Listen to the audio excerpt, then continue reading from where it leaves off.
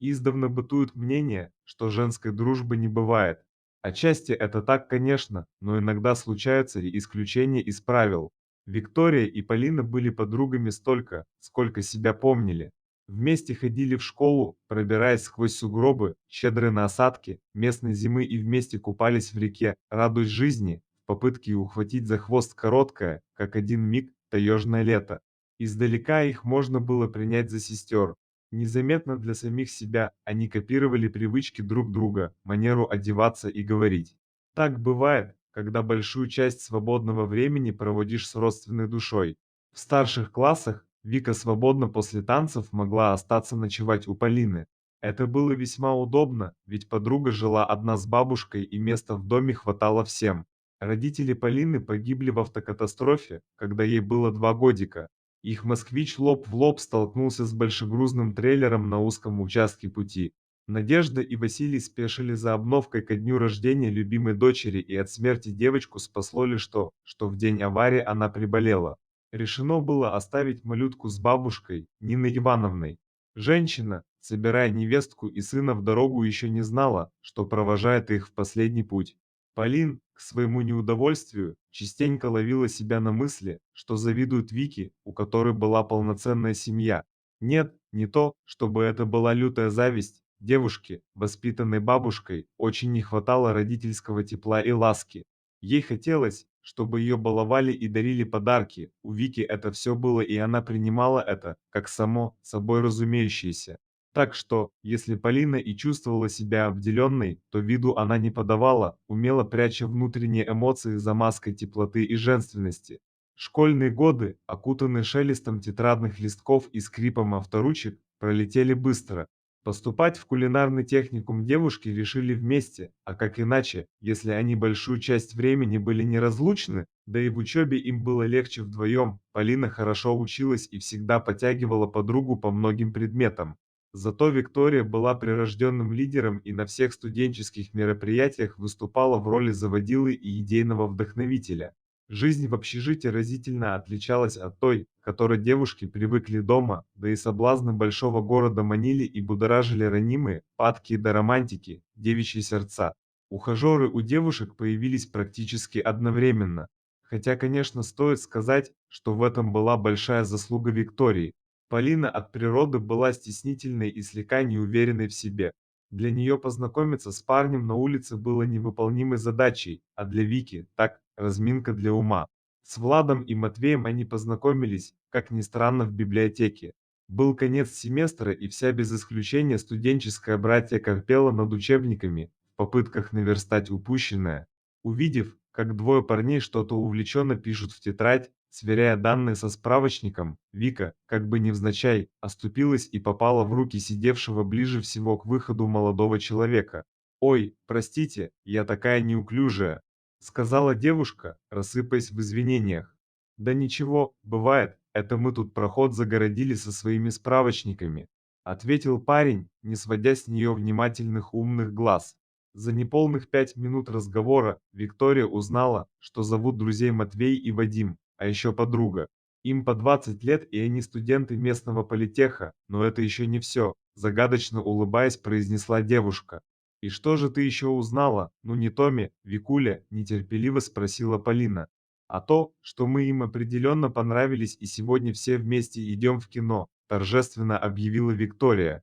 «Что прям так и сказали, что понравились?» – с недоверием в голосе спросила Полина. «Ты как маленькая, Поль, ну нет, конечно, не сказали, но я по глазам увидела, что приглянулись. Так что надевай свое лучшее платье и айда устраивать свою личную жизнь», — скомандовала подруга. Девчонки провели у зеркала не один час в попытках выглядеть неотразимо. На встречу у бюста Пушкина девушки пришли вовремя, парни уже ждали их, сжимая в руке по розочке. По сути, в жизни Полины и Вики это было первое полноценное свидание. Но если Поля была скованной и стеснительной, то Вике, со всем присущим ей энтузиазмом, пришлось отдуваться за двоих. Она задорно смеялась и блистала искрометными шутками, словно пытаясь побыстрее преодолеть начальную, нервозную стадию знакомства. Полине изначально понравился Матвей.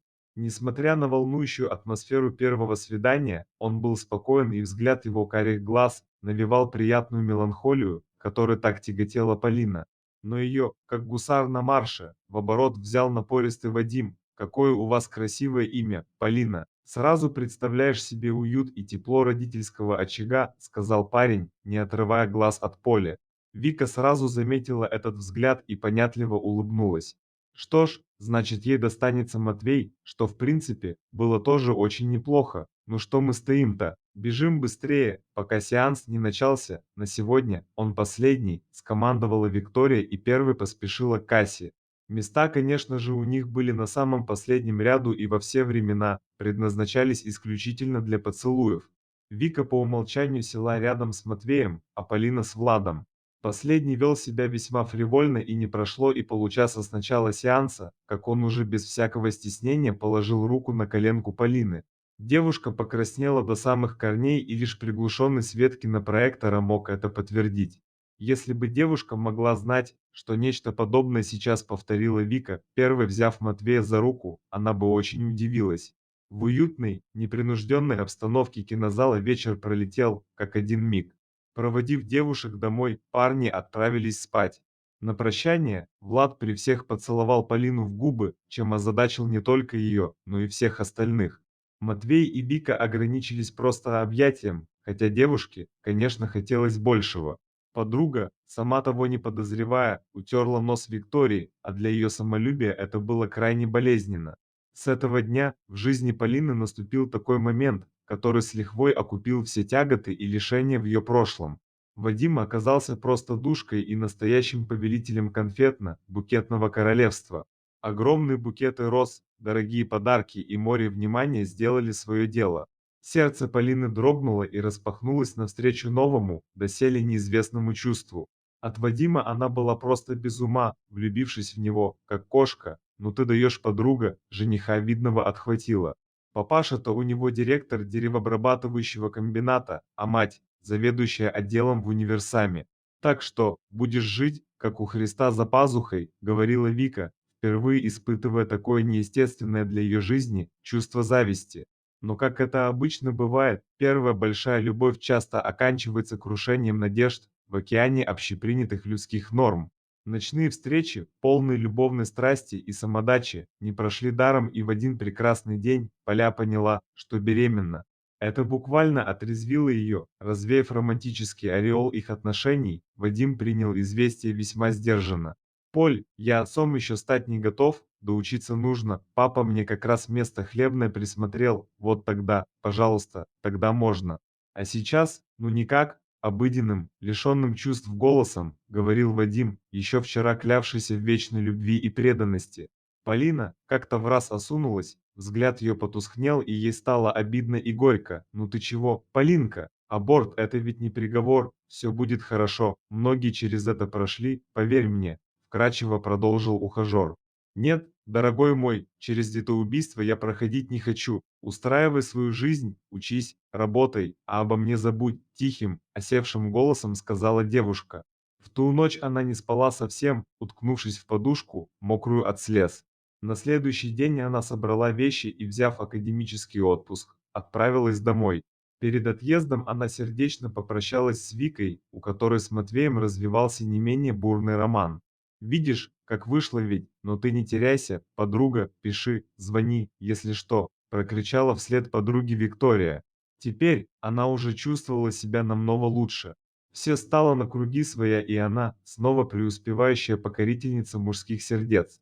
А Полина пусть теперь нянчится, раз ума нет, на родину Поля возвращалась с тяжелым сердцем. Не вышло у нее покорить большой город, бабушка встретила ее с пониманием, ни о чем не спрашивая. Постепенно Полина акклиматизировалась к прежней своей жизни, дома ведь, как известно, и стены лечат. Беременность прошла на удивление легко, и принимавшая роды местная акушерка Клавдия Ивановна, которая помнила еще ее маму, поздравила Полю с рождением дочери. Девочку назвали Машенькой, бабушка во всем помогала Полине, и в скором времени девушка смогла выйти на работу. В поселке с трудоустройством было, конечно, не очень, поэтому молодая мама пошла работать на почту. Целыми днями она колесила на велосипеде по окраинам поселка, развозя письма и газеты, работа ей нравилась. Не скучная, да еще на свежем воздухе, как говорится. Однажды, проезжая у опушки леса, она услышала, как в кустах кто-то стонет.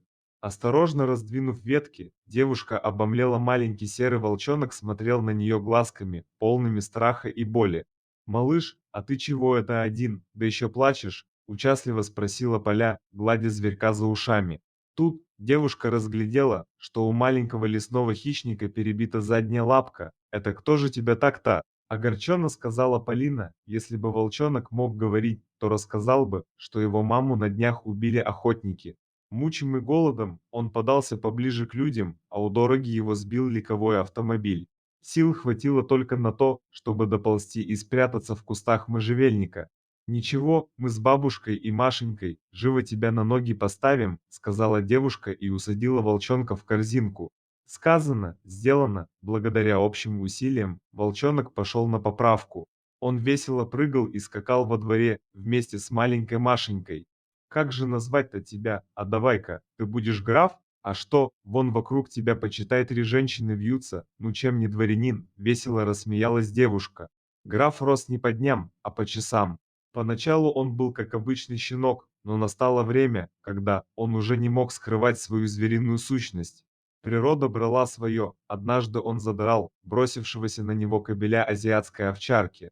Хозяин собаки пообещал пристрелить его, на силу откупились, уплатив бешеные деньги за загубленного пса. Полина осознала, что для волка наступил момент, когда ему уже нужно было возвращаться в свою родную лесную стихию. «Ну что, граф, пора тебе на вольное хлеба отравляться. Ты зверь вольный, а в деревне тебя ждет или цепь, или пуля охотника. Иди же, милый, беги», — сказала Поля и потолкнула волка к лесу. Стараясь не слышать, как разрываются собаки на привязи, чуя хищника, она украдкой смахнула слезу при виде растворившегося в лесной чаще графа. Иногда ей казалось, что когда она с почтой проезжает на велосипеде, за ней следит пара преданных волчьих глаз. Как-то раз к ней в калитку постучались. На пороге стояла Вика. За это время она очень изменилась, превратившись в настоящую стильную леди. Подруги обнялись и сели пить чай на кухне. «Тебе хорошо, Полька, у тебя вон Машенька есть, а я одна одиношенька на белом свете». «Почему одна? А где Матвей?» – удивленно спросила Полина. Подруга на мгновение замялась, но все же поведала, что месяц назад Матвей, работая монтажником на стройке, сорвался с большой высоты. Жив остался, но повредил позвоночник и теперь, скорее всего, останется прикованным к постели навсегда. А я молода, понимаешь, мне эти его горшки, пеленки выносить не хочется. Жизнь-то ведь вся еще впереди, нервно ответила Вика. Не знаю, подруга, тебе оно видней, конечно, но я бы так не поступала с человеком, которого люблю, грустно сказала Полина. А кто тебе сказал, что я люблю его? Любовь приходит и уходит, а нам жить нужно дальше, возразила подруга. Расстались они в не самом лучшем расположении духа. На прощание Полина взяла адрес больницы, где лежал Матвей. Вид удрученного болезнью и потерявшего веру в жизнь парня ее просто шокировал. Как так можно бросить умирать близкого и родного человека? Горе Матвея стало для нее своим собственным. Девушка поклялась во что бы то ни стало помочь ему. Просторы интернета, библиотечные архивы и просто народная молва привели ее к целителю, практикующему нетрадиционные методы в медицине. Жил он в далекой таежной деревне. Полина встретилась с Евгением Викторовичем и рассказала о беде, приключившейся с Матвеем.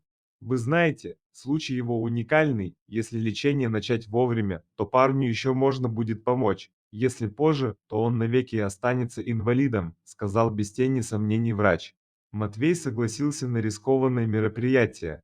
Мануальная терапия, лечебные ванны, гимнастика и настои трав сделали свое дело, и спустя месяц парень впервые смог пошевелить вначале пальцем, а потом и всей ногой. А спустя полгода и вовсе смог покинуть больничный комплекс Евгения Викторовича самостоятельно, без чьей-либо помощи. «Спасибо тебе, Полинка, спасла ты меня и вселила веру в жизнь», с благодарностью сказал Матвея, обнимая Полю. В город он уже не вернулся, а остался жить в деревне в доме Полины. За время лечения он очень привязался к девушке и не представлял себе жизни без ее присутствия. Да и понравилась она ему еще в первую их встречу, много лет назад. Незаметно дружеские чувства переросли в любовь, и молодые зажили, как одна семья.